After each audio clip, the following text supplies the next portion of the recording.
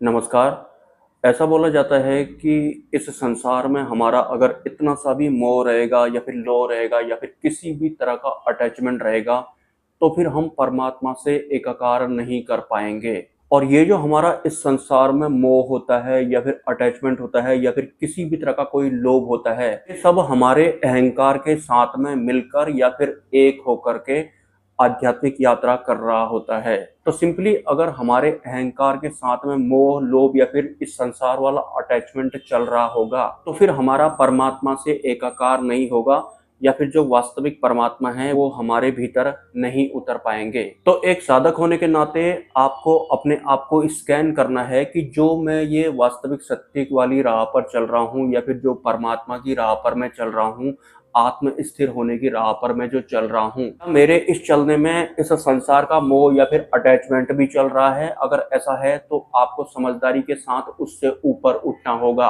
मतलब परमात्मा के मामले में इसे भी बचा कर रखता हूँ, इसे भी बचा कर रखता हूँ और परमात्मा को भी प्राप्त करूंगा या फिर करूंगी नहीं चलता है। जितना भी हमने इस संसार में भोग किया होता है वो सब भी साथ में चलता है या फिर वो भी अपनी जगह बना चुका होता है, जो कि बाद में जब हम वास्तविक अध्यात्म में चलते हैं या फिर हम जब भगवान स्वामीनारायण वाले मार्ग पर चलते हैं, परब्रह्म परमात्मा की भक्ति जब हम करते हैं, तब हमको पता लगता है कि इस संसार में जो हमने भोग वगैरह कर लिया है, भले ही वो रिश्तों का भोग हो या फिर इस संसार का भोग हो, वो भी अपनी जगह बना चुका होता है। मतलब हमारे अंतकरण में वो भी चिपक गया होता है। और हमने जो भी इस संसार में भोग करा होगा, सिंपली वो हमारे मन को पसंद आता होगा, तो सिंपली वो मन में और भी ज्यादा दृढ़ आसक्ति के साथ बैठा हुआ होता है, जो भी हमने इस संसार में भोग किया होता है वो सब। तो इसलिए इस संसार का सिर्फ साधन के रूप में इस्तेमाल करना चाहिए, यहाँ पर अति करके भोग वगैरह नहीं करना चाहिए। अगर हम ऐसा कर लेते हैं तो एक दिन वही सारे भोग हमारे अंतकरण में बहुत बड़ी जगह बना चुके होते हैं। उसके बाद हमें वास्तविक अध्यात्म समझ में नहीं आता है। इसके अलावा अगर आप वास्तविक मोक्ष के राह पर चल रहे हैं, आप चाहते हैं कि आपका ये अंतिम जन्म हो, तो आपको परब्रह्म परमात्मा के बारे में 100% श्योर हो जाना है। भगवान स्वामीनारायण के अलावा कोई दूसरे परब्रह्म परमात्मा नहीं होते हैं। अगर आप परब्रह्म परमात्मा किसी और को मानते हैं या फिर थोड़ा उसको मानते हैं थोड़ा उसको मानते हैं, तो ऐसे भी काम नहीं चलेगा, क्योंकि परब्रह्म परमात्मा सिर्फ और सिर्फ भगवान स्वामीनारायण है और उन्होंने खुद इस पृथ्वी लोक में अवतार लेकर के इंसानों की वास्तविक मुक्ति के बारे में या कल्याण के बारे में A to Z सारी जानकारियां दी थी। उनके अलावा किसी अन्य अवतार ने ऐसा नहीं किया था। और वैसे भी परब्रह्म के अवतार तो सिर्फ भगवान स्वामीनारायण ही थे। जो अन्य अवतार थे वो ईश्वरीय अवतार थे या फिर वो देव अवतार थे या फिर वो माया के अवतार थे। और इसके अलावा कुछ बातें या फिर कुछ विषय ऐसे होते हैं जिनका मैं कमेंट में रिप्लाई नहीं कर सकता हूं, ना ही मैं शब्दों के रूप में वीडियो में उनको बोल सकता हूं, क्योंकि एक ही शब्द या फिर एक ही जवाब का मतलब अलग अलग लोगों के लिए अलग अलग होता है। और कुछ चीजें वीडियो में बोलने से जो मेरी प्राइवेसी होती है वो भी लीक होती है, जिसका कि मुझे कहीं और से नुकसान होता है। क्योंकि मैं बहुत बार अपने बहुत सारे वीडियोज में बता चुका हूं कि इस दुनिया में लगभग 99% तो मेरे दुश्मन ही रहे हैं। मैं बहुत पहले से बोलने में लगा हुआ हूँ, लेकिन फिर भी कुछ लोग कंफर्ट जोन में जैसा अपने आप को समझते हैं और कुछ भी पूछ लेते हैं और कुछ भी लिख लेते हैं, जिनका मैं बोल करके भी जवाब नहीं दे पाता हूँ और ना ही मैं टेक्स्ट करके उनका जवाब दे पाता हूँ। क्योंकि जो आपने लिखा है या फिर जो आपने पूछा है उसे कोई और भी देख रहा है। वो मेरे कोई बहुत बड़े शत्रु भी हो सकते हैं जो नहीं चाहते कि मैं इस दुनिया में रहूं। और मेरा जैसा जीवन अगर आप में से किसी और का होता तो आप शॉक्ड हो जाते कि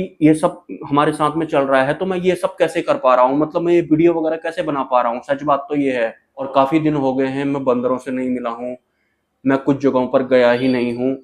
जब से मैं अक्षरधाम से आया हूँ, मैं तब से एक या दो बार ही उन पहाड़ों पर गया था, उन जंगलों पर गया था जहां पर मैं बंदरों से मिला करता था, लेकिन तब से लेके आज तक मैं वहां भी नहीं गया हूँ। तो इंसानों की तो नहीं, कभी कभी मुझे उन बंदरों की बहुत याद आती है कि पता नहीं कितना टाइम हो गया, वो कहाँ होंगे, वो बदल गए होंगे। बदल लेंगे तो नहीं, क्योंकि वो मुझे पहचान ही लेते हैं। लेकिन मेरी बाइक भी पूरी खराब हो गई है, मतलब बाहर बारिश में खड़ी रहती है वो, और मैं यहाँ पर रेंट में रहता हूँ।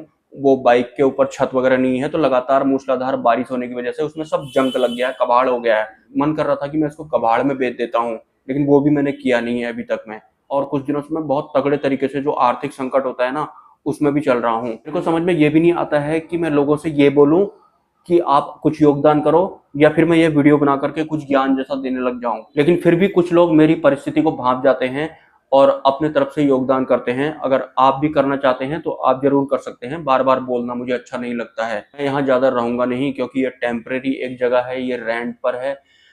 तो दूसरी जगह अगर मैं कहीं जाऊँगा वहाँ रहने के लिए तो ज़्यादा बवाल हो जाएगा साथ में, तो इसलिए मैंने कुछ खरीदा भी नहीं है। और वैसे भी मैं अपने साथ में ज़्यादा चीज़ें रखता नहीं हूँ, ले जाता नहीं हूँ।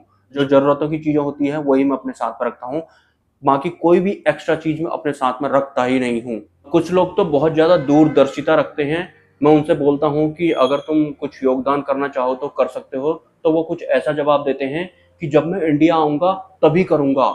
तो ऐसे लोगों को दोबारा बोलने में भी हेजिटेशन जैसा होता है। इस तरह की जो मेंटालिटी वाले लोग होते हैं, वो क्या अंतिम गुरु को समझ पाएँगे? क्या वो परब्रह्म परमात्मा को समझ पाएँगे? ये बहुत मुश्किल पड़ता है, क्योंकि जैसा हम जिए होते हैं इस दुनिया में, वैसा ही हम बन भी जाते हैं। और परमात्मा परब्रह्म के मामले में इस तरह की जो मेंटालिटी होती है, ये सबसे बड़ी शत्रु होती है हमारी। मदद करें या ना करें वो तो एक अलग बात है। लोग डिमोटिवेट हो जाएँगे करके कुछ चीज़ें मैं साफ-साफ बोलता भी नहीं हूँ।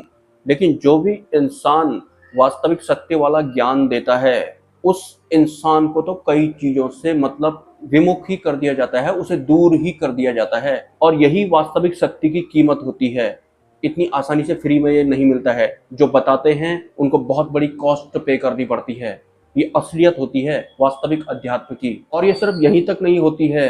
जो लोग सुन रहे होते हैं उनकी अनंत जन्मों से मान्यताएं और धारणाएं भी होती हैं। एक तो वो सुनने के या फिर समझने के उस लेवल में होते नहीं हैं। ऊपर से जो बता रहा होता है उसको माया द्वारा बहुत तरीके से प्रताड़ित किया गया होता है।